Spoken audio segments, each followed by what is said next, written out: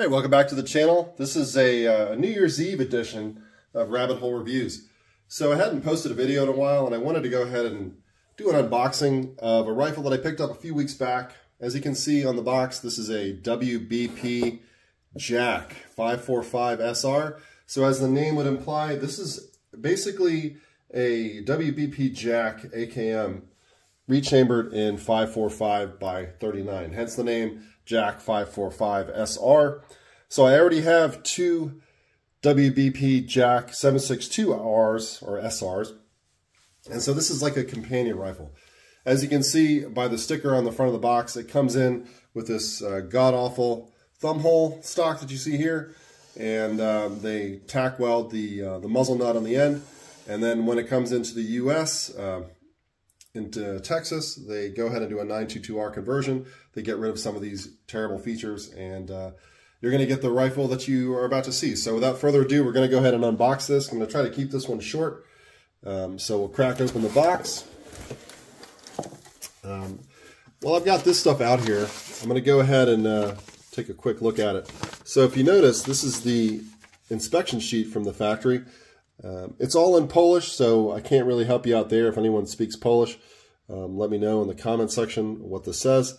But you'll notice that the inspection date is October 26th of 2023. So this rifle's fresh off the boat, as you will. So in late October, they were in Poland doing, I think they do a 30-round review, and they do a complete checklist. I really like this feature, so we'll get this out of the way.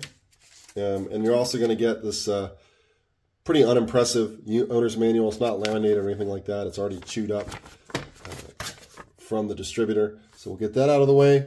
And you're going to get some stickers. So as you can see, I got this from Atlantic Firearms. So you're going to get some Radom stickers and some WBP stickers, if that's your thing. So getting to the rifle itself, as you can see here, it comes with a couple different things. As you can see, it has a one of these Polish fatty grips. That is something that I added, so you're not going to get this different profile grip. You're going to get one of these black plastic ones that you see here coming out of the left-hand side of your screen. Not bad, but I had a couple of these Polish grips laying around. They're aesthetically, I think they're nicer. They're a little bit better quality, and also they're thicker in overall profile, so it fills up the palm swell a little bit better. I have these on all my Polish guns. It's definitely a worthwhile upgrade. It's going to come with a Magpul MOE magazine. These aren't bad. I mean, they're not bad for range use. There's not really any reinforcements here. It's just polymer. But what I found is that this rifle really likes these East German 545 mags. So I have a few of these, and I also have some Polish magazines. So this is actually the first 545 rifle I've ever owned. So as of yet, I don't even have ammo for this thing, and I didn't even have mags. So I had to get magazines and get all the supporting stuff for it first. And now I have to go out and source some ammo, which of course is which I found to be expensive, but it is what it is. Now we'll go ahead and take a look at the rifle from the front to the rear. It comes with this kind of like Tapco style AK-74 brake. It's not made by Tapco, and it's not a true AK-74 brake. It's also 14x1 left-hand thread, which is good in that you can swap this out for pretty much anything other than this. This thing weighs 5.5 ounces, and it's considerably longer than some of the other options that I have. So I'll go ahead and get those on the screen while I have it up here. So what I'm going to probably do, and I recommend you do that as well, or you could do whatever you like, I guess. I'm going to put one of these mini Tantal brakes, and you can see it's considerably shorter, and it's about 2¼ pounds or 2¼ ounces lighter. So it's considerably lighter and definitely a little bit shorter. I'm going to try these at the range to see. I'll try the stock one, and I'll try the mini Tantal brake. And there's also another option. I might go with one of these RPK style brakes. This considerably lightens it up. These weigh almost nothing, and it's way shorter than either one of those brakes. So we'll see what the flash mitigation and recoil mitigation is on all these brakes and flash hiders, and I'll probably come up with the one that I think is good enough. So moving down, it has an intact intact bayonet lug. So if you go with like an AKM muzzle nut or one of these smaller flash hiders like that RPK flash hider, you can put a standard AKM bayonet on there. It's got a 45-degree gas block, not AK-74 style, at least not the later patterns.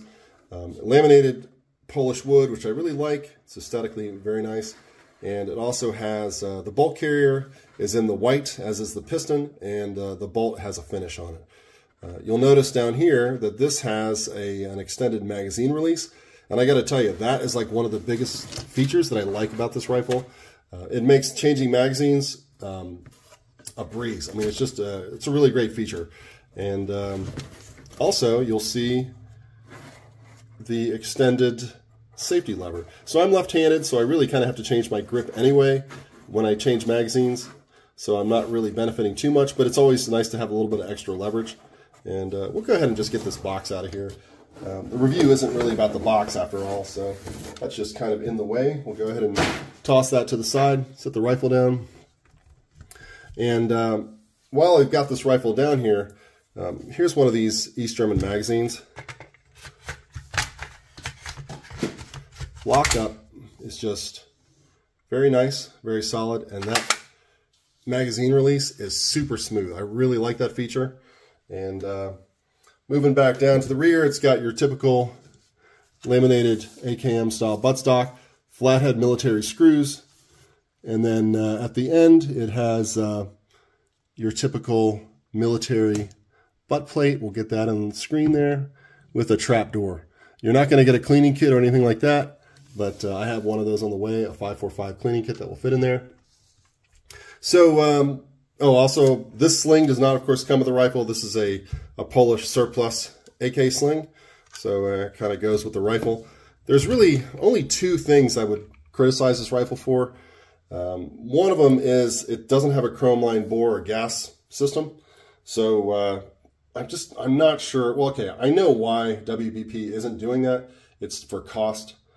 And I just wish they would spend the extra time and charge us a little bit more money and give us a chrome line bore and chrome line gas system. I just don't understand that.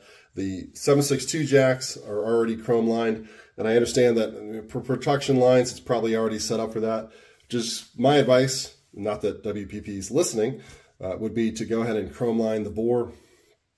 And also, the rear sight, the range graduations are not highlighted. I just don't understand why they're doing that. Other WBP guns have the rear sight with the highlighted range graduations. That's a simple thing they could do. You could retrofit this yourself. You could buy you could buy a WBP sight or another AKM sight. This one happens to be 800 meters, and you could pop that on there. It's not a big deal, but those are really only the two dings that I have for the gun. For the price that I paid, which is $1,000, I think this is worth every penny. You got to look at what other new import 545 rifles there are on the market. As far as I know, there aren't any. And whenever I can get an import for the price of a domestic rifle, in this case, the Riley Defenses are really not a whole lot cheaper than these. I'm going to go with the WBP in that case. I, of course, will have a full review on this later. It also has a com block side rail. I'm definitely going to put a red dot on there. And if you notice, one more thing, this top cover here is ribbed. When you buy these rifles, you're not going to get the ribbed top cover. I bought this one, a WBP ribbed top cover for like 26 bucks, and it just snapped right on. There's no fitting required at all. I got lucky. It just snapped right on. So it's definitely like an aesthetic thing. You don't have to do this. I think it makes it like a little bit more look like an AK-74, not a whole lot, because after all, this is not an AK-74 in any way. Just think of it as a rebarreled AKM. But again, it's $1,000. And I think if it's going to shoot anything like the WBP Jacks and performance-wise, I think you're going to be happy, because I'm happy with both the other Jacks and 7.62 I have. In fact, I'm getting ready to buy a third one of those. So that shows you how much I like it. And again, having the 14x1 left hand, it's not AK-74 spec for the muzzle threads, but it allows you to put all different types of flash hiders and muzzle devices on there. So I think it's kind of a win in my book to have a little bit more standardized flash hider. There's so many different options you can put on here. You could just put a standard muzzle nut if you want. I'll try that and see how that looks and how that functions. So for now, this has just been a quick unboxing of a rifle I picked up a couple weeks ago. It's so new I don't even have ammo for it, so I can't even test it yet. But this has been a quick unboxing of the WBP Jack 545 SR from Rabbit Hole Reviews.